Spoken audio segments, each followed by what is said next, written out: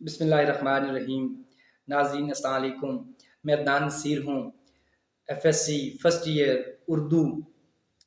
آج ہمارا تیسرا لیکچر ہے۔ پہلے ہم نے میر تقی میر کی غزل کی تشریح کی تھی۔ دوسرے لیکچر میں ہم نے نعت رسول جو سید نفیس شاہ نے لکھی اس کی تشریح، اس کا طریقہ کار، پیپر پیٹرن، ای شیٹ، یہ کچھ باتیں ہم نے پہلے بیان کر دی ہیں۔ آج ہمارا تیسرا لیکچر ہے۔ آج ہم نے فراق گورکھپوری کی غزل جو ہے، جو ہمارے فرسٹ ایئر فیڈرل بورڈ کے نصاب میں شامل ہے، اس کی تشریح دیکھیں گے۔ فراق گورکھپوری 20ویں صدی کے شاعر ہیں۔ رگھوپتی سہائے ان کا اصل نام ہے، ہندو ہیں۔ یہاں یہ بات ذہن میں رکھ لیں کہ اردو صرف مسلمانوں کی زبان نہیں ہے، اردو ہندوستان کی زبان ہے، ہندوستانیوں کی زبان ہے، اور اس میں صرف مسلمان ہی نہیں، اس کے تخلیقاروں میں شاعر اور ادیب یعنی نثر نگار اور شعراء ہندو بھی بہت صاحب کمال ہوئے ہیں۔ فراق گورکھپوری ان میں سے ایک ہیں جن کا نام اردو غزل کی روایت میں بہت عقیدت سے، بہت احترام سے لیا جاتا ہے۔ 20ویں صدی کے شاعر ہیں۔ آپ نے میر کی غزل پڑھی اور پھر یہ 200-250 سال کا وقفہ آ جاتا ہے۔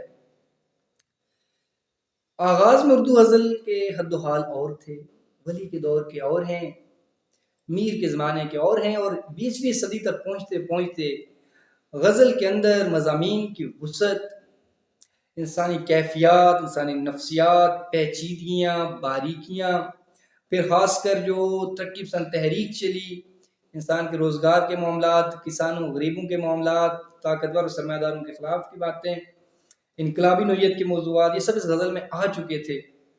محبت کے وہ پہلو جو عام طور پر اظہار میں نہیں لائے جاتے تھے، ان کا اظہار بھی یہاں پہ ملتا ہے۔ تو یہ غزل ذرا پچھلی روایت کی غزلوں سے مختلف ہے، کچھ اس میں باریکیاں ہیں، کچھ انفراد ہے۔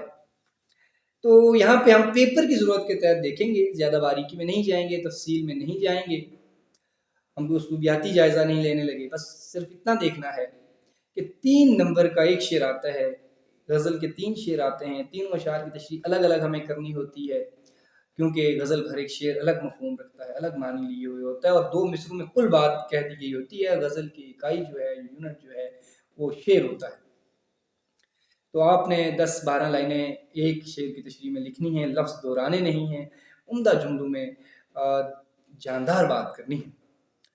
مطلب ہے، سر میں سودا بھی نہیں، دل میں تمنا بھی نہیں، لیکن اس ترک محبت کا بھروسہ بھی نہیں۔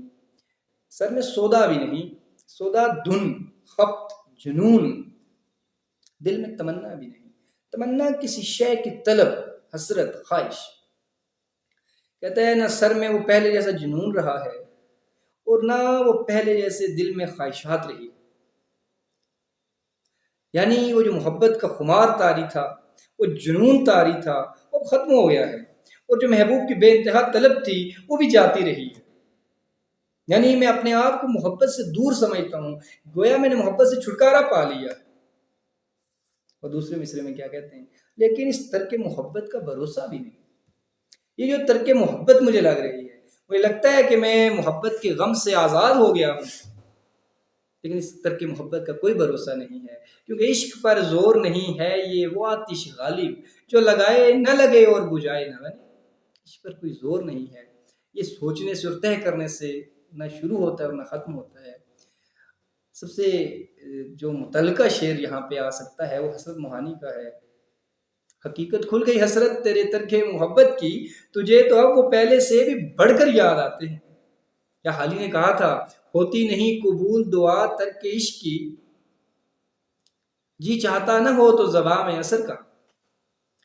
تو آپ کو لگ رہا ہوتا ہے کہ آپ نے محبت عبور کر لی ہے اور اب آپ اس نے نجات پا چکے ہیں، لیکن شاعر کہتا ہے ایسا نہیں ہے، یہ محبت کبھی بھی دوبارہ سر اٹھا سکتی ہے اور مجھے واپس جنونی اور خواہشات سے بھرے ہوئے دل کا مالک بنا سکتی۔ اس نے مطلب ہے، ایک مدت سے تیری یاد بھی آئی نہ ہمیں، اور ہم بھول گئے ہوں تجھے، ایسا بھی نہیں۔ تضاد ہے یاد کرنا اور بھول جانا۔ ایک عرصہ ہو گیا ہے تمہاری یاد نہیں آئی، لیکن ہم تمہیں بھولے بھی نہیں۔ جب انسان کی ترجیحات بدل جاتی ہیں، اس کی مصروفیات بدل جاتی ہیں، تو اس کو لگتا ہے کہ جو میرے پرانے معاملات تھے میں نے اسے چھٹکارا پا لیا ہے، لیکن ایسا ہوتا نہیں ہے۔ انسان کے شعور میں، لاشعور میں کہیں نہ کہیں جہاں آپ کی دلی جو ہے وہ توقعات رہی ہوتی ہیں، دلی تمنائیں رہی ہوتی ہیں، کہیں نہ کہیں سلگ رہی ہوتی ہیں۔ عارضی طور پہ آپ کسی کام میں مصروف ہو کر ان چیزوں سے کے حساب سے باہر آ سکتے ہیں، لیکن مستقل ایسا ہوتا نہیں ہے۔ حسرت ہی کی اسی غزل کا شعر ہے، نہیں آتی تو یاد ان کی مہینوں تک نہیں آتی، مگر جب یاد آتے ہیں تو اکثر یاد آتے ہیں۔ تو یہ اس شعر میں یہی بات کی گئی ہے، ایک مدت سے تیری یاد بھی آئی نہ ہمیں، اور ہم بھول گئے ہو تجھے ایسا بھی نہیں، ایک عرصے سے تمہیں یاد تو نہیں کیا لیکن تمہیں بھولے بھی نہیں۔ تیسرا شعر دیکھتے ہیں۔ آج غفلت بھی ان آنکھوں میں ہے پہلے سے سوا، آج ہی خاطر بیمار شکیبہ بھی نہیں۔ غفلت، لاپرواہی، نظر اندازی، خاطر بیمار اور شکیبہ۔ شکیبہ کہتے ہیں صبر کو، صبر و تحمل کو، نا شکیبائی کہتے ہیں عدم برداشت کو، بالکل جو ہے جو برداشت اپنا کر سکے۔ شاعر کہتا ہے کہ آج میرے بیمار دل کو، آج میرے بے قرار اور بے چین دل کو صبر کی شدید ضرورت ہے، یعنی آج مجھے اپنے محبوب کی طلب ہو رہی ہے، کیونکہ صبر محبوب سے وابستہ ہے۔ مومن نے کہا تھا نا، چار اے دل سوائے صبر نہیں، سو تمہارے سوا نہیں ہوتا۔ دل کا علاج صبر ہے، لیکن صبر بھی تم سے وابستہ ہے، تم آؤ گے تو صبر آئے گا۔ تو فراق کی بات سمجھیے، فراق کہتا ہے کہ آج میرے دل کو اس کی ضرورت زیادہ ہے، اور آج ہی اس کی آنکھوں میں غفلت زیادہ ہے، یعنی دوہرا عذاب ہے۔ ایک تو میری تکلیف زیادہ ہے، مجھے اس کی طلب زیادہ ہے، اور دوسری طرف اس کی ناراضی، اس کا غصہ، اس کی نظر اندازی، اس کی غفلت، اس کی لاپرواہی آج وہ بھی دگنی ہے، وہ بھی زیادہ ہے۔ تو یہ محبوب کا کردار میر کی غزل میں جو ہم نے بیان کیا تھا کہ عاشق کو محبوب کی توجہ چاہیے، اس کا دیدار چاہیے، اس کا وصل چاہیے، وصل اس کا خدا نصیب کرے۔ میر جی چاہتا ہے کیا کیا کچھ، اور محبوب کا رویہ نظر اندازی کا، ستانا ہے، تو کہتا ہے مجھے ستا رہا ہے، مجھے اس کی طلب ہے اور وہ مجھے مل نہیں رہا۔ اگلا شعر دیکھتے ہیں۔ بات یہ ہے کہ سکون دل وحشی کا مقام، کنج زندہ بھی نہیں، وسعت صحرا بھی نہیں۔ کہتا سچی بات تو یہ ہے، یہ میرا بے لگام اور وحشی جو دل ہے، جو جنونی دل ہے، اس میں سکون کبھی نہیں آ سکتا۔ کبھی زندہ قید خانہ، کنج زندہ قید خانے کا علاقہ، اس کے جو ہے وہ کونا، اور وسعت صحرا بیابان، ریگستان۔ کہتے ہیں اسے قید کر دیں یا اسے آزاد چھوڑ دیں، اسے صحراؤں میں چھوڑ دیں یا تہ خانے میں ڈال دیں اور قید خانے میں ڈال دیں، سکون اب اس دل کو نہیں آنے والا۔ اس شعر میں شاعر نے بے سکونی، بے اطمینانی، اضطراب اور بے چینی کا ذکر کیا، اور انتہا درجہ خوبصورت کیا ہے۔ کنج زندہ بھی نہیں، وسعت صحرا بھی نہیں۔ مصرے کی اٹھان دیکھیں، کاٹ دیکھیں۔ اگلا شعر دیکھیں۔ ارے صیاد ہمیں گل ہیں، ہمیں بلبل ہیں، تو نے کچھ آہ سنا بھی نہیں، دیکھا بھی نہیں۔ صیاد شکاری، دیکھیے بلبل اور پھول کی عشقیہ داستان ہے جو اردو اور فارسی کے شعراء نے مشہور کر رکھی۔ اب جو مشہور بات ہے ہم اسی کو قبول کر لیتے ہیں۔ ہمارے شعراء نے یہ بات دہرائی اور اس کو منوا لیا دنیا سے کہ بلبل پھول کا عاشق ہے، یا پھول کی عاشق، یا بلبل مذکر بھی ہوتا ہے، مؤنث بھی ہوتا ہے، تو پھول پہ فریفتہ ہے۔